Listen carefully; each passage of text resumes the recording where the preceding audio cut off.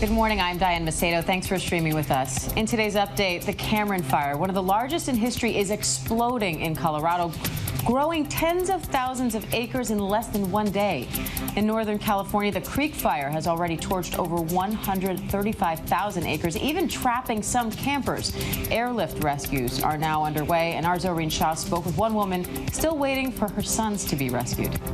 Until they get back into town and get safely on the ground, I think then I'll kind of relax. But right now I'm super anxious. I hope they don't have any damage from smoke inhalation. At one point, I heard that you couldn't even see the sun at 3 p.m. in the afternoon. So I just hope that they're safe and grateful that they're going to be coming back soon. Helicopters were unable to reach the area last night due to low visibility from the smoke, but the weather turned today, allowing them to resume those rescues. And the pandemic didn't seem to slow down Labor Day party plans for many across the country. Videos show crowded parties at homes and bars over the weekend as worldwide COVID-19 cases topped 27 million. This as several college campuses struggle with outbreaks and more states are trending in the wrong direction. Looking at these maps, a week ago, cases were rising in 13 states. Now it's 30 states. And the presidential election is now less than 2 months away. 538 has former Vice President Joe Biden favored to win. The site says Biden is leading President Trump in national polls by 7.5 points. Meanwhile, President Trump tweeted overnight promising an even bigger victory than in 2016. And after a long, excruciating 9-month wait, Baby Yoda is finally back. Almost.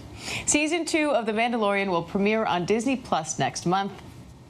Details are scarce, but new images show Baby Yoda safely tucked away in a shoulder bag. Breathing a sigh of relief, everybody. Showrunner Jon Favreau tells Entertainment Weekly this season will introduce a larger story to the Star Wars universe. You probably remember Baby Yoda was the big reveal last season, and the show's creators hope to replicate that moment many times in the new episode. So, Josh, what do you think? Can they create another Baby Yoda? No. Our producer is obsessed, and he says, no chance.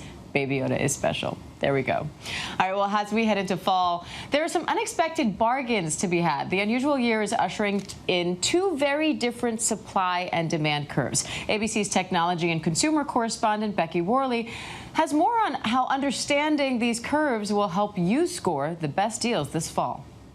Labor Day sales have come and gone. The next savings event, though, is the big one, Black Friday.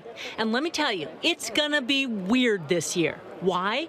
Because as brick and mortar sales have dwindled or disappeared during lockdown, online sales have boomed. Everyone is going to be shopping earlier because they don't know what's going to come in the next couple months. There might be another lockdown. So people are going to be getting their gifts earlier. An analysis of U.S. Commerce Department data shows online spending in the U.S. was up 30% in the first half of 2020, with stores like Amazon, Target, and Walmart reporting record sales. In these categories, demand is up, and generally so are prices. But then there's another supply and demand curve. In-store brick-and-mortar retailers. There were shutdowns, and they had a lot of merchandise. So instead of just moving that merchandise out, they're putting that out on deep discount so people can actually purchase them. So as the big shopping period of the year approaches, there are creative ideas floating around and ways for shoppers to jump into the savings. Small businesses moving to online sales.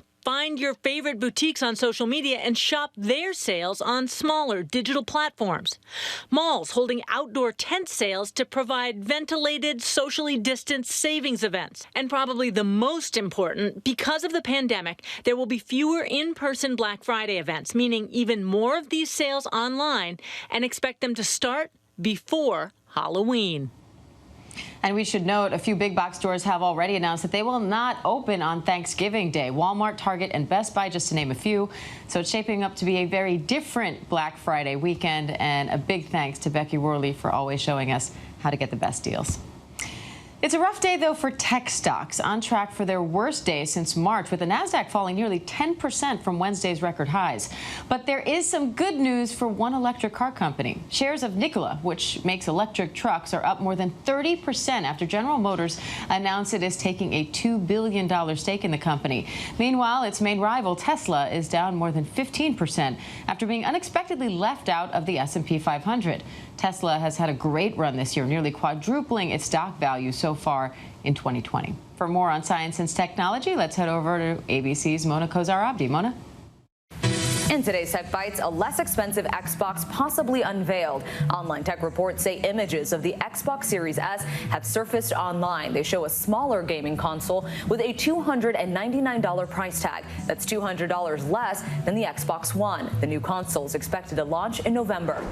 Bose is reportedly close to releasing its new earbuds.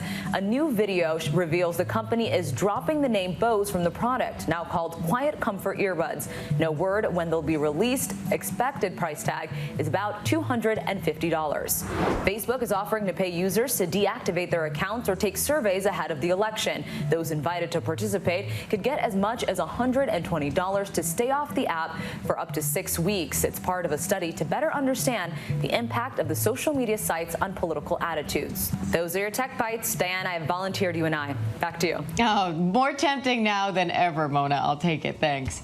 And that does it for this ABC News Live update. I am Diane Macedo. Thanks for joining us. And remember, ABC News Live is here for you all day with the latest news, context, and analysis. Up next, GMA's top stories. Stay safe. Have a great day.